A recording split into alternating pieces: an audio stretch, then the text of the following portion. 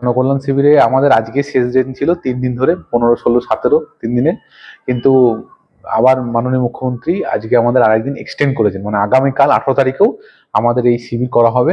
এবং আমি সকালে মেসেজটা পাওয়ার পরই মোটামুটি সব স্তরে, সমস্ত পঞ্চায়েত লেভেলে, সমস্ত লেভেল আমি এটা জানিয়ে দিই, এবং একটা মাইকিংও করা হয় যাতে মানুষকে অ্যাওয়ারনেস, এবং কন্টিনিউ আমাদের ক্যাম্পেও মাইকিং করা হয়েছে যাতে কালকেও মানুষ আসতে পারে, মানে আজকে শেষ নয়, সবাই যেন উদ্বিগ্ন না হয়ে পড়ে। এখানে প্রায় 54টা স্কিমের আপাতত আমরা নথিভুক্ত করছি। 54টা স্কিমের সুবিধা তারা পাবে।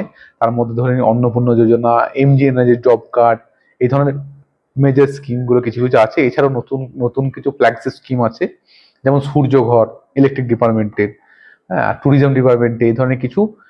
এছাড়া আরো কিছু আছে যেগুলো হচ্ছে ইনফরমেশন বেস, মানে শুধুমাত্র সে তার এখানে আবেদন করবে সেরকম নয়, আপনার ওদেরকে ইনফরমেশনও দেওয়া হবে যে আপনারা এই এই এই জিনিস অনলাইনে আবেদন করতে পারেন বা এই জিনিস করতে পারেন, বা গভর্নমেন্ট আপনাকে এই সুবিধা দেবে। উপভোক্তা আমার কাছে এখনো পর্যন্ত যেটা আছে, প্রায় অ্যাপ্রক্সিমেট 20,000 এখনো পর্যন্ত ফুটফল হয়েছে। সংখ্যাটা আরো বাড়বে হয়তো, কারণ এখনো পর্যন্ত কন্টিনিউ চলছে। আমি জাস্ট একটু আগে রিপোর্ট বলছি।